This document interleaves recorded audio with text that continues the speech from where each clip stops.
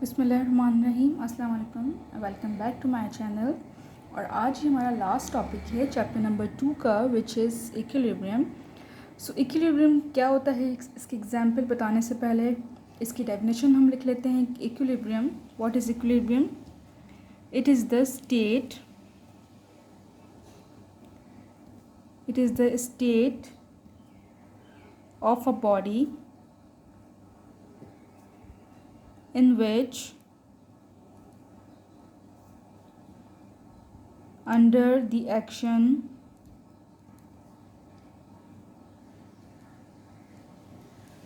of several forces and torques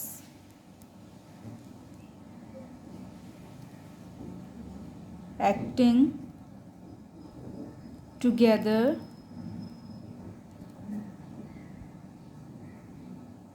so there is no change in translation motion and rotational motion is called equilibrium।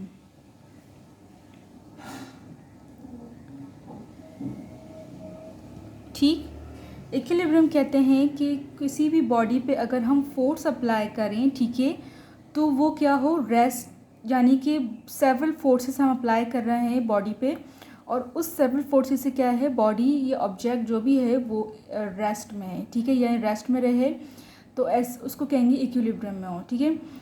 या फिर several torques apply हो, body पे act कर रहे हैं और उसकी वजह से भी बॉडी इक्विलिब्रियम की पोजीशन पे रहे, ठीक है। फॉर एग्जांपल ये पेन है, ठीक है, ये पेन इस वक्त क्या है, इक्विलिब्रियम कंडीशन में है, ठीक है, यानी इसके ऊपर जो फोर्सेस एक्ट कर रही हैं अपवर्ड डाउनवर्ड, ठीक है, लेफ़्ट टू राइट, ये क्या है, वो फोर्स कर रही हैं जो कि जिनका सम जो है वो ज़ीरो हो रहा है, ठीक है, यानी इनका जो नेट फोर्स है, जितनी भी फोर्सेस अप्लाई कर रही हैं अपवर्ड डाउनवर्ड, वो सब इसको इक्विलिब्रियम में की पोजीशन पे रख रही हैं, इक्विलिब्रियम की स्टेट पे रख रही हैं, जिसकी वजह से इनका जो नेट फोर्सेस हैं वो क्या है, ज़ीरो आ रहा है, ठीक है। ज़ीरो आने की वजह से ही ये इक्विलिब्रियम कंडीशन पे है, ठीक है।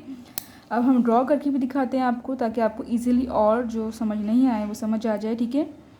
फॉर एग्जांपल ये ऑब्जेक्ट है, ये टेबल पे रखा हुआ है, ठीक है, इस पर फोर्स अप्लाई हो रही है F1 F2, ठीक है, F3 एंड F4। ये सारी फोर्सेस जब इस पर अप्लाई हो रही हैं, इसकी वजह से ये क्या है, रेस्ट में है।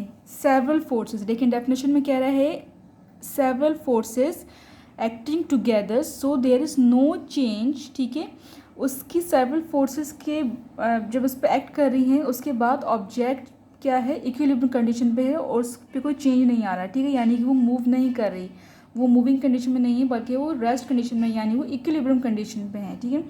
तो ऐसी ऑब्जेक्ट को हम क्या कहेंगे कि ये इक्विलिब्रियम कंडीशन में है, ठीक है, यानी सारी फोर्सेस का सम क्या आ रहा है, ज़ीरो, यानी कि नेट फोर्स क्या हुई हमारी, ज़ीरो हुई। और जब नेट फोर्स ज़ीरो होगी तो इट्स मीन्स एक्सेलरेशन भी ज़ीरो होगा, ठीक है। सेकंड लॉ ऑफ मोशन क्या है, सेकंड लॉ ऑफ मोशन कि F is equal to force is equal to ma, ठीक है।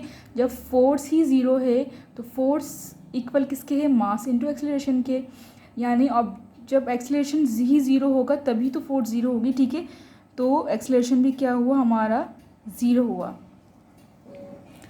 अब यहाँ पे कह रहे हैं कि टॉर्क अगर एक्ट कर रहा है ऑब्जेक्ट पे, तो भी जो है वो body in a state of rest होगी, ठीक है। जब मैंने लास्ट टाइम टॉर्क का टॉपिक आपको पढ़ाया था, जो लास्ट मेरा टॉपिक था लास्ट टॉर्क का, उसमें मैंने आपको टॉर्क ड्यू टू कपल में एग्जांपल दी थी स्टीयरिंग व्हील की, ठीक है। यानी स्टीयरिंग व्हील जब हम को मूव करते हैं, ठीक है, तो उसको जब हम यहाँ से फोर्स अप्लाई करते हैं तो ऑटोमेटिकली हम उसे वो दूसरी तरफ वो यहाँ मूव करता है, ठीक है। लेकिन अगर हम यहाँ से भी फोर्स इसको अपवर्ड अप्लाई करें, ठीक है, और यहाँ से भी इसे अपवर्ड अप्लाई करें तो क्या होगा, स्टीयरिंग व्हील मूव नहीं करेगा, वो स्टेट ऑफ इक्विलिब्रियम में आ जाएगा। ठीक है, यानी अगर किसी ऑब्जेक्ट पे अगर हम दोनों साइड से फोर्स अप्लाई कर रहे हैं तो वो क्या होगी, इन अ स्टेट ऑफ रेस्ट आ जाएगी। ठीक है, स्टीयरिंग मूव ही नहीं करेगा। अगर हम दोनों साइड से एक ही डायरेक्शन में फोर्स अप्लाई कर रहे हैं, डायरेक्शन क्या है, सेम डायरेक्शन में फोर्स अप्लाई कर रहे हैं, तो इसकी वजह से क्या होगा, स्टीयरिंग मूव नहीं करेगा और वो क्या होगी, टॉर्क, जितनी भी टॉर्क एक्ट कर रहे हैं बॉडी पे वो क्या होंगे, उनका सम 0 होगा। ठीक है, और जो भी हमारी अब हम बात करते हैं कि यहाँ पे एक आगे डेफिनेशन में लिखा हुआ है कि there is no change in translation motion and rotation motion. ठीक है, यानी ट्रांसलेशन मोशन और रोटेशन मोशन दो टर्म यूज़ की, यानी कि जब फोर्सेस की बात होगी, सेवरल फोर्सेस, तो it's means it's related to a translation motion और ए लीनियर मोशन। ठीक है, और जब टॉर्क की बात होगी तो it's means it's related to a rotational motion. ठीक है, ये रोटेशन मोशन है। ठीक है, और ये क्या है, लीनियर मोशन है। ठीक है, तो इसीलिए वो आगे ये भी कह रहे हैं कि there is no change in translation motion, there is no change, जब फोर्स अप्लाई कर रहे हैं बॉडी पे तो वो क्या है, नो चेंज आ रहा है, यानी ट्रांसलेशन मोशन में कोई चेंज नहीं आ रहा। ठीक है, और जब हम टॉर्क अप्लाई, जब बॉडी पे सेवरल टॉर्क्स अप्लाई हो रहे हैं, ठीक है, तो there is no change in rotation motion. ठीक है, रोटेशन मोशन में कोई चेंज नहीं है, तो क्या है, इस तरह से ही क्या है, बॉडी के जो है वो इक्विलिब्रियम कंडीशन पे हैं। ठीक है, अब now the types of equilibrium condition.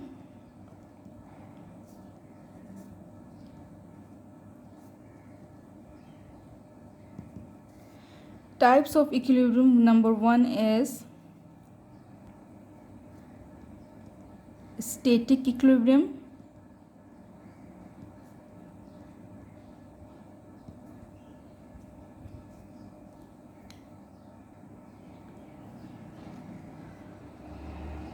static equilibrium is when there is no change in body, यानी कि बॉडी पे जो फोर्स अप्लाई हो रही है। सिमिलरली यही एग्जांपल होगी स्टैटिक इक्विलिब्रियम की कि जब ऑब्जेक्ट पे जब फोर्स अप्लाई कर रहे हैं हम, तो उससे बॉडी की जो नेट फोर्स है वो 0 हो और बॉडी इक्विलिब्रियम कंडीशन पे हो। ठीक है, उस कंडीशन को हम कहते हैं, उस इक्विलिब्रियम को हम कहते हैं स्टैटिक इक्विलिब्रियम। ठीक है, when a body is at rest under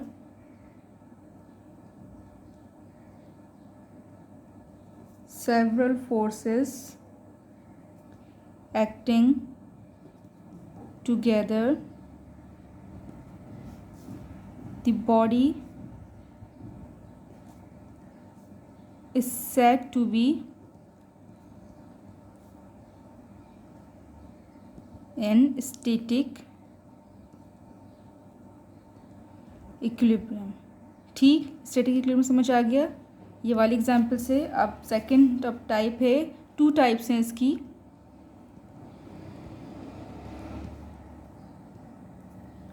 and number 2 type is dynamic equilibrium.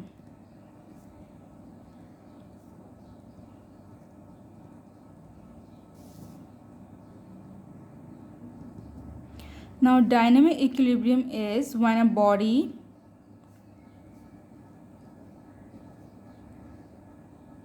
is moving with uniform या फिर constant velocity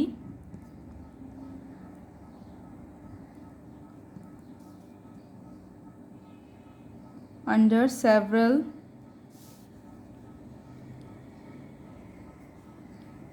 forces acting together,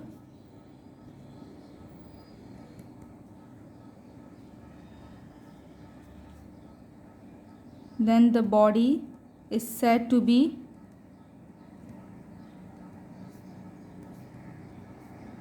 in dynamic equilibrium।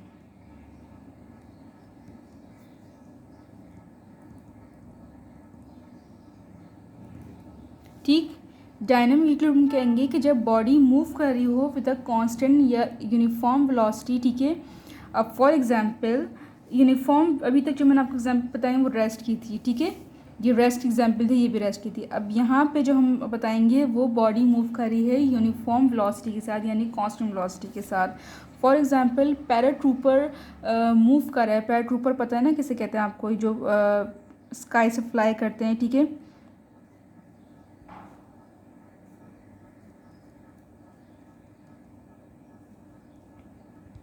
इस तरह से पैराट्रूपर, ठीक है।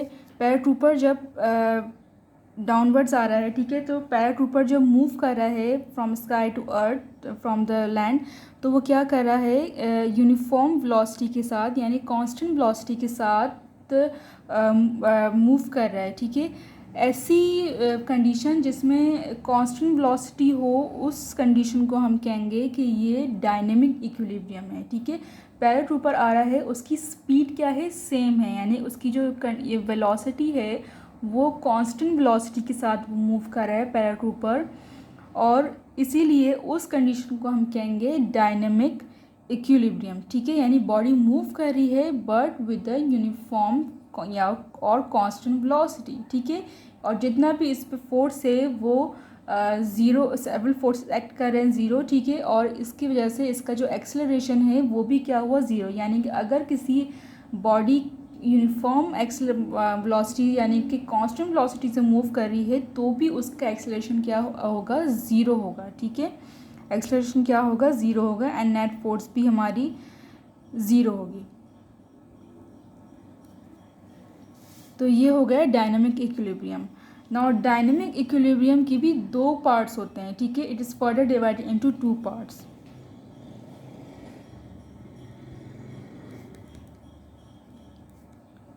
Two parts of dynamic equilibrium.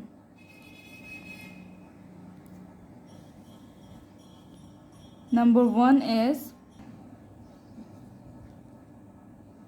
dynamic translation equilibrium, ठीक। Dynamic translation equilibrium कहेंगे कि when a body is moving with the uniform linear velocity then the body is in the state of dynamic transition equilibrium, ठीक है। Same example है कि paratrooper downward move कर रहा है, ठीक है, with the uniform constant velocity, उसे हम कहेंगे डायनेमिक ट्रांजिशन इक्विलिब्रियम, यानी कि वो डायनेमिक ट्रांजिशन इक्विलिब्रियम में है, ठीक है। Example number two part two, dynamic rotational equilibrium. Dynamic rotational equilibrium हम कहेंगे कि वो ऑब्जेक्ट जो कि यूनिफॉर्म वेलोसिटी के साथ रोटेशन में मूव कर रहा हो, ठीक है। यहाँ पे क्या था, यूनिफॉर्म वेलोसिटी के साथ मूव कर रहा था but in a translation motion, ठीक है, ट्रांसलेशन मोशन उसका था। और यहाँ पे अगर वो ऑब्जेक्ट रोटेशन में मूव करे और वो यूनिफॉर्म वेलोसिटी से मूव करे, उसकी जो वेलोसिटी है वो कांस्टेंट यूनिफॉर्म वेलोसिटी हो, तो उसको हम कहेंगे डायनेमिक रोटेशनल इक्विलिब्रियम, ठीक है। इसकी एग्जांपल ले लेते हैं हम सीडी, ठीक है। सीडी अगर मूव कर रही है विद अ कांस्टेंट वेलोसिटी, ठीक है, कांस्टेंट वेलोसिटी के साथ वो मूव कर रही है, तो भी वो क्या हुई, इन अ स्टेट ऑफ इक्विलिब्रियम हुई, लेकिन कौन सी इक्विलिब्रियम हुई, रोटेशनल, डायनामिक रोटेशनल इक्विलिब्रियम, ठीक है। ये बहुत इजी टॉपिक थे इक्विलिब्रियम का, इसकी टाइप्स एंड देन डायनामिक्स की टाइप्स। अब हम चलते हैं हमारा थर्ड जो इसकी कंडीशंस हैं, यानी कि फर्स्ट कंडीशन ऑफ इक्विलिब्रियम और second condition of equilibrium. First condition of equilibrium.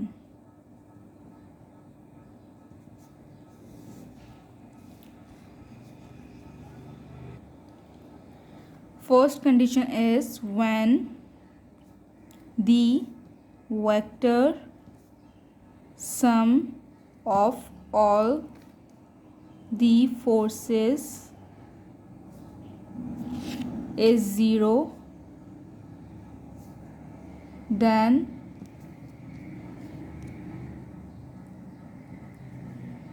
the first condition of equilibrium is satisfied। ठीक है, ऑब्जेक्ट पे जब फोर्स अप्लाई हो रही है, ठीक है, उनका सम क्या है, ज़ीरो है आया, तो फर्स्ट कंडीशन क्या हो रही है हमारी, सेटिस्फाई हो रही है। ठीक है, यानी कि F1 force plus F2 force plus F3 force plus F4 force, ठीक है, एंड सोन अगर कोई और फोर्सेस भी इस पर अप्लाई कर हो रही हैं तो ठीक है, F1 F2 F3 and F4, ठीक है, इन सब का सम अगर हम लें और वो ज़ीरो है, ठीक है, इन सब का सम क्या हुआ, अगर ज़ीरो है तो first condition of equilibrium satisfy है, यानी कि वो बॉडी क्या है, इक्विलिब्रियम कंडीशन में है। ठीक है, तो अब इसको कैसे लिखेंगे हम, summation F, summation means sum, ठीक है, sum of all the forces is zero. F net यानी net means all the forces, summation F is equal to zero, यानी जितने भी बॉडी ऑब्जेक्ट पे जो फोर्सेस हैं वो क्या हैं, समीशन का जो नेट फोर्सेस हैं वो ज़ीरो हुई, तो ये हमारी फर्स्ट कंडीशन को सेटिस्फाई कर रही है। ठीक है, now the second condition of equilibrium,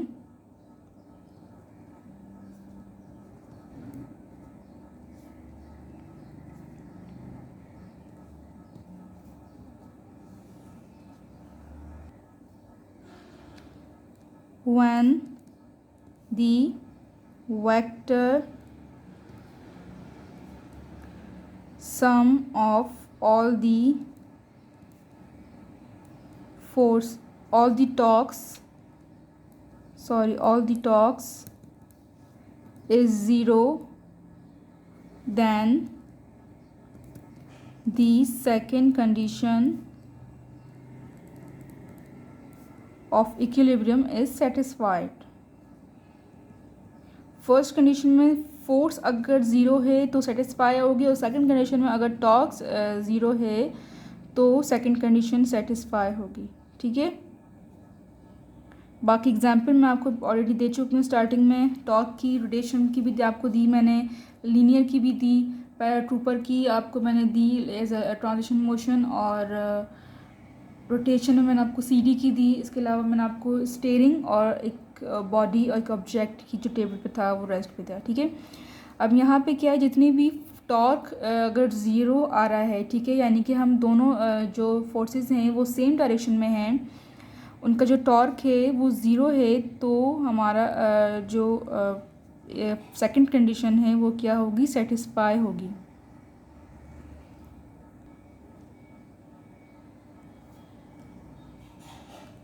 ठीक, ये था first condition of equilibrium and second condition of equilibrium. Now the MCQs इतने ज़्यादा नहीं है, इसके 3-4 ही हैं मुश्किल से।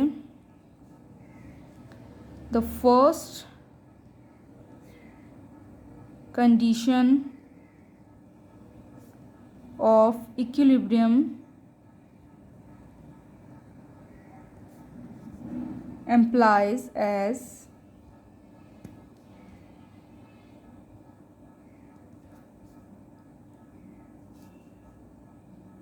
summation f is equal to 0, option number B, summation fx is equal to 0, option number C, summation fy is equal to 0, and summation D, summation fx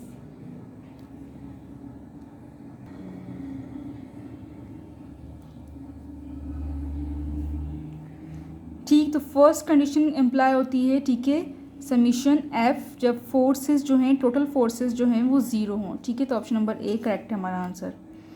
MCQ number 2, a body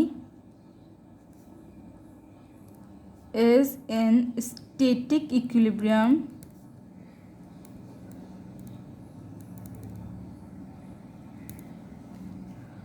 only when it is option number A at rest, option number B moving with variable velocity. Variable means changeable velocity. Option number C moving with uniform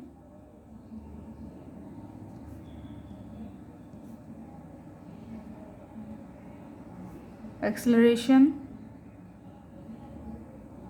and option number D moving with uniform velocity.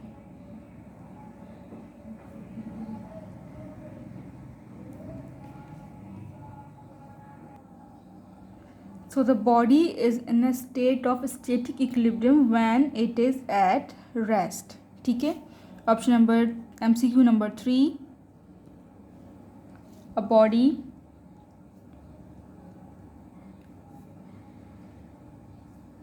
will be in translation equilibrium if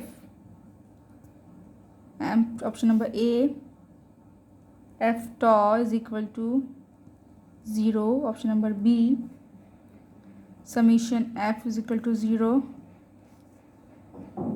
summation p is equal to 0, and option number D summation fx is equal to 0.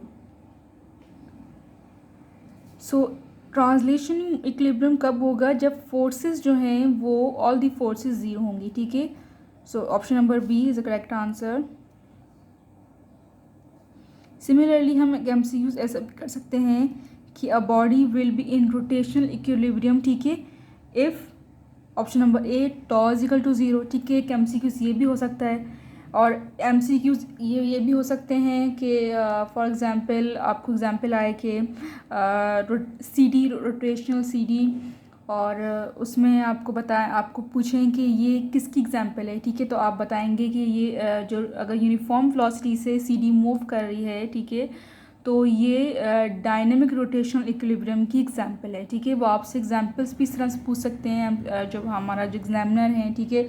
या फिर वो paratrooper या इस तरह की कोई ऐसी example जिसमें यूनिफॉर्म वेलोसिटी से बॉडी मूव कर रही हो. ठीक है. यानी कि उसका जो मोशन हो वो ट्रांसलेटरी मोशन हो, तो उसमें वो एग्जामिनर आपसे पूछ सकते हैं कि ये किस चीज़ की एग्जांपल है. तो आप बता सकते हैं कि ये डायनेमिक ट्रांसलेशनरी मोशन है. ठीक है.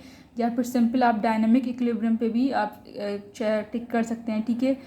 और इसी तरह अगर वो पूछें कि ऑल दी टॉक जो है वो ज़ीरो है, तो वो उसकी एग्जांपल क्या है. अगर आपको लगे कि हाँ ये सूटेबल एग्जांपल है जो रिलेट कर रही है और सेटिस्फाई कर रही है कंडीशन को, तो आप उस पर भी उस पर भी आप टिक कर सकते हैं. ठीक है. सिमिलरली आप जो हमारी जो ऑब्जेक्ट थी कि वो रेस्ट पे है ऑल दी फोर्सेस, तो वो भी अब बस आपको मेन चीज़ याद रखनी है वो ये कि अगर बॉडी पे फोर्सेस अप्लाई हो रही हैं और वो ज़ीरो हैं, तो it's means is a translation motion. ठीक है.